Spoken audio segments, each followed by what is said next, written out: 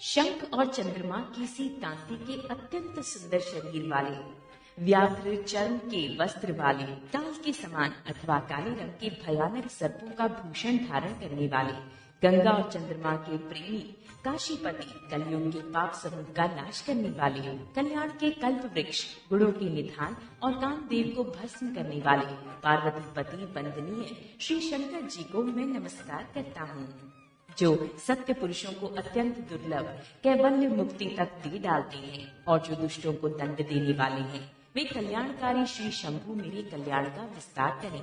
Love, निमेष, परमाणु, वर्ष, युग और कल्प जिनके प्रचंड बाण हैं, हे मन, तू उन श्री राम जी को क्यों नहीं भजता?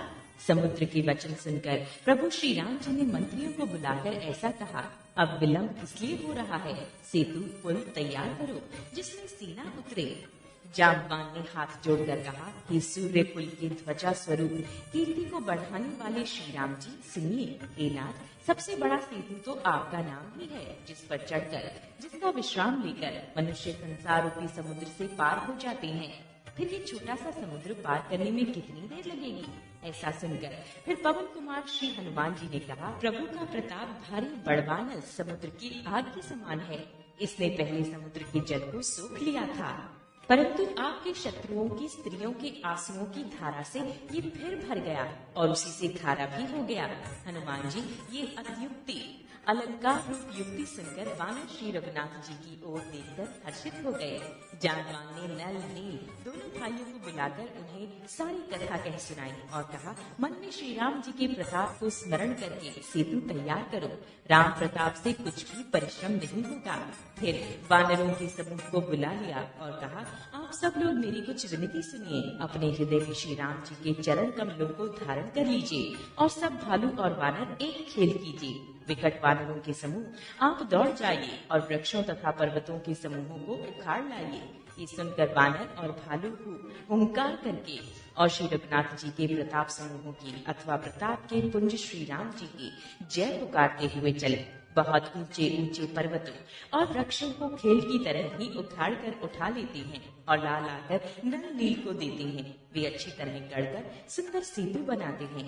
वानर बड़े बड़े पहाड़ ला ला कर देते हैं और नल नील उन्हें गेंद की तरह ले लेते हैं। सेतु की अत्यंत सुंदर रचना देखकर कृपा सिंधु श्री राम जी हंसकर वचन बोले, ये यहाँ की भूमि परम रमणीय और उत्तम है।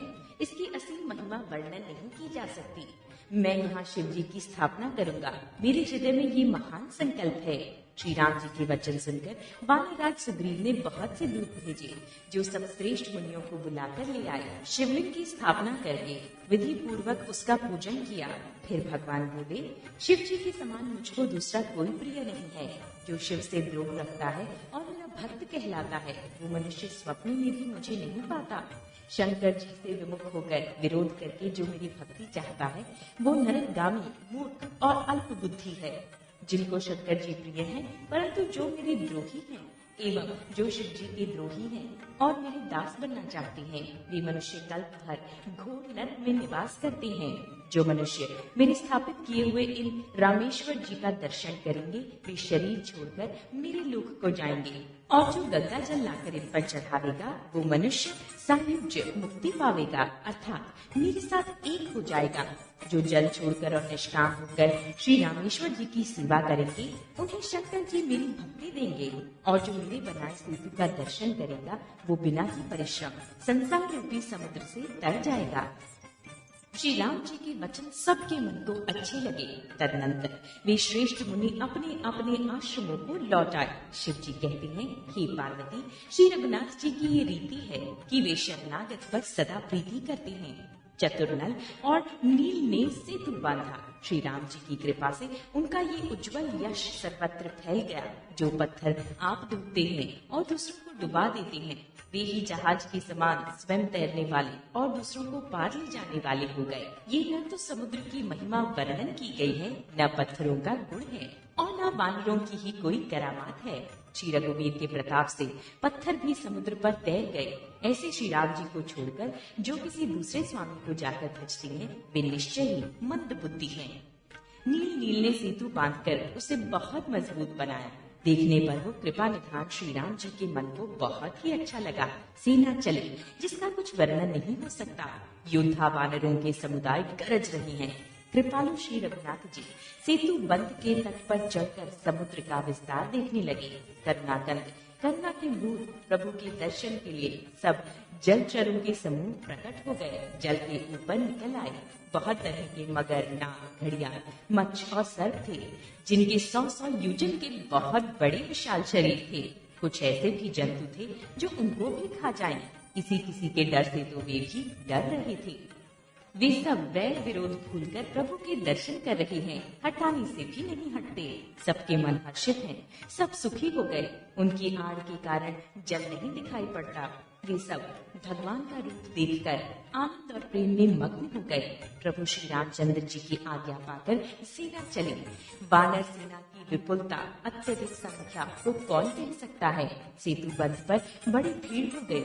इससे कुछ वानर आकाश मार्ग से उड़ने लगे और दूसरे कितने ही जलचर जीवों पर चढ़ कर पार जा रहे हैं। कृपालु श्री रघुनाथ जी तथा लक्ष्मण जी दोनों भाई ऐसा कौतुक देखकर हंसते हुए चले। श्री रघुवीर सेना सहित समुद्र के पार हो गए।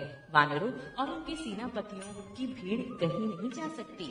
प्रभु ने समुद्र के पार डेरा डाला और सब वानरों को आज्ञा दी कि तुम जाकर सुंदर फल मूल खाओ। ये सुनते ही बीच वानर जहाँ तहाँ दौड़ पड़े। श्री राम जी के हित सेवा के लिए सब वृक्ष ऋतु कुऋतु समय की गति को छोड़कर फल थे। वानर भालू मीठे मीठे फल खा रहे हैं, वृक्षों को हिला रहे हैं और पर्वतों के शिखर को लंका की ओर फेंक रहे हैं। घूमते फिरते जहाँ कहीं किसी राक्षस को पा जाते हैं तो सब उसे घेर कर खूब नाच नचाते हैं और दांतों से उसके कान नाक काट कर प्रभु का सुयश कहकर अथवा कहलाकर तब उसे जाने देते हैं। जिन राक्षसों के नाक और कान काट डाले गए उन्होंने रावण से सब समाचार कहा।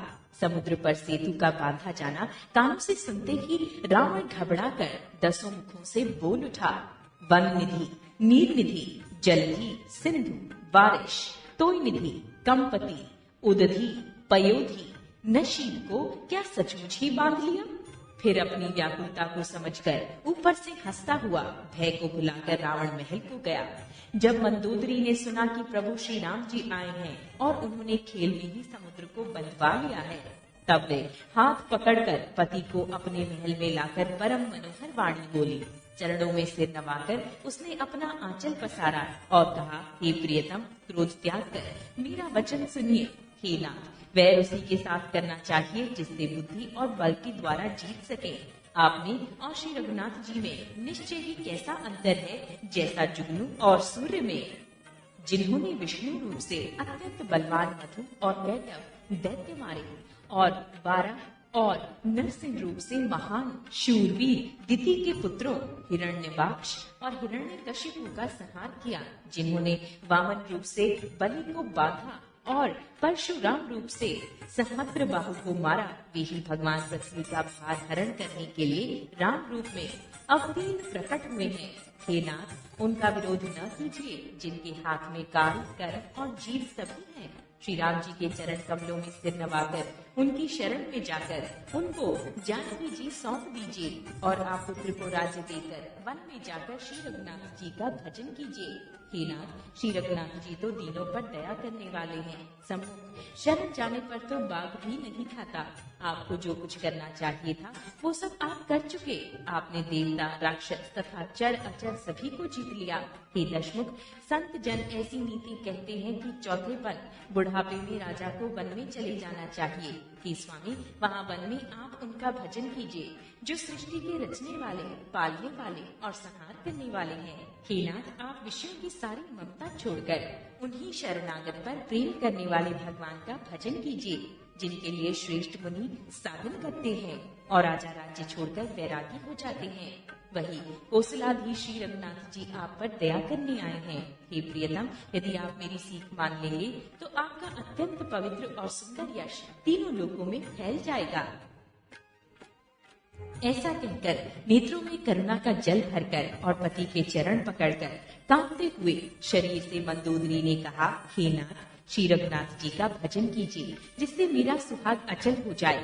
तब रावण ने मंदोदरी को उठाया और ये दुष्ट उससे अपनी प्रभुता कहने लगा, हे प्रिय सुन, तूने व्यर्थ ही भय मान रखा है।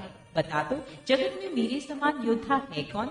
वरुण, कुबेर, पवन, यमराज आदि सब दिक्पालकों को तथा काल को भी मैंने अपनी भुजाओं के बल से जीत रखा है। देवता, दानव और मनुष्य सभी मेरे वश में हैं। फिर तुझको ये भय किस कारण उत्पन्न हो गया? मंदोदरी ने उसे बहुत तरह से समझाकर कहा, किंतु रावण ने उसकी एक भी बात न सुनी। फिर सभा में जाकर बैठ गया। मंदोदरी ने हृदय में ऐसा जान लिया कि काल के वश होने से पति को अभिमान हो गया है। सभा में आकर उसने मंत्रियों से पूछा कि शत्रु के साथ किस प्रकार से युद्ध करना चाहिए। मंत्री कहने लगे, हे राक्षसों के नाथ, हे प्रभु सुनिए, आप बार बार क्या पूछते हैं? कहिए तो, ऐसा कौन सा बड़ा भय है जिसका विचार किया जाए? भय की बात ही क्या है? मनुष्य और वानर, भालू तो हमारे भोजन की सामग्री हैं। कानों से सबके वचन सुनकर रावण का पुत्र प्रहस्त हाथ जोड़कर कहने लगा, हे प्रभु, नीति के विरुद्ध कुछ भी नहीं करना चाहिए। मंत्रियों में बहुत ही थोड़ी बुद्धि है। ये सिर्फ मूर्ख खुशामदी मंत्री ठकुर सुहाती मुंह देखी कर रहे हैं। हे नाथ, इस प्रकार की बातों से पूरा नहीं पड़ेगा। एक ही बंदर समुद्र लांघ कर आया था, उसका चरित्र सब लोग अब भी मन ही मन गाया करते हैं, स्मरण किया करते हैं। उस समय तुम लोगों में से किसी को भूख न थी, बंदर तो तुम्हारा भोजन ही है। फिर नगर चलाते समय उसे पकड़कर क्यों नहीं खा लिया? इन मंत्रियों ने स्वामी आपको ऐसी सम्मति सुनाई है जो सुनने में अच्छी है, पर जिससे आगे चलकर दुख पाना होगा। जिसने खेल ही खेल में समुद्र बंधा लिया और जो सीना सहित सुबेल पर्वत पर आ उतरा। हे भाई, कहो वो मनुष्य है जिसे कहते हो कि हम खा लेंगे? सब गाल फुला फुला कर पागलों की तरह वचन कह रहे हैं। हे तात, मेरे वचनों को बहुत आदर से, बड़े गौर से सुनिए। मुझे मन में कायर न समझ लीजिएगा। जगत में ऐसे मनुष्य झुंड के झुंड बहुत अधिक हैं, जो प्यारी मुंह पर मीठी लगने वाली बात ही सुनते और कहते हैं। हे प्रभु, सुनने में कठोर परंतु परिणाम में परम हितकारी वचन जो सुनते और कहते हैं, वे मनुष्य बड़े ही थोड़े हैं। नीति सुनिए, उसके अनुसार पहले दूत भेजिए और फिर सीता को देखकर श्री राम जी से प्रीति मेल कर लीजिए। यदि वे स्त्री पाकर लौट जाएं, तब तो व्यर्थ झगड़ा न बढ़ाइए, नहीं तो यदि न फिरे तो ही सम्मुख युद्ध भूमि में उनसे हठ पूर्वक डटकर मार काट कीजिए। हे प्रभु, यदि आप मेरी ये सम्मति मानेंगे तो जगत में दोनों ही प्रकार से आपका सुयश होगा। रावण ने गुस्से में भरकर पुत्र से कहा, अरे मूर्ख, तुझे ऐसी बुद्धि किसने सिखाई? अभी से हृदय में संदेह भय हो रहा है। हे पुत्र, तू तो बांस की जड़ में खमोई हुआ। तू मेरे वंश के अनुकूल या अनुरूप नहीं हुआ। पिता की अत्यंत घोर और कठोर वाणी सुनकर प्रहस्त ये कड़े वचन कहता हुआ घर को चला गया। तेरी सलाह आपको कैसे नहीं लगती? आप पर कैसे असर नहीं करती? जैसे मृत्यु के वश हुए रोगी को दवा नहीं लगती। संध्या का समय जानकर रावण अपनी 20 भुजाओं को देखता हुआ महल को चला। लंका की चोटी पर एक अत्यंत विचित्र महल था। वहाँ नाच गाने का अखाड़ा जमता था। रावण उस महल में जाकर बैठ गया। किन्नर उसके गुण समूहों को गाने लगे। ताल करताल, पखावज, मृदंग और वीणा बज रही हैं। नृत्य में प्रवीण अप्सराएं नाच रही हैं। वो निरंतर सैकड़ों इंद्रों के समान भोग विलास करता रहता है। यद्यपि श्री राम जी सरीखा अत्यंत प्रबल शत्रु सिर पर है, फिर भी उसे न तो चिंता है और न ही डर ही है।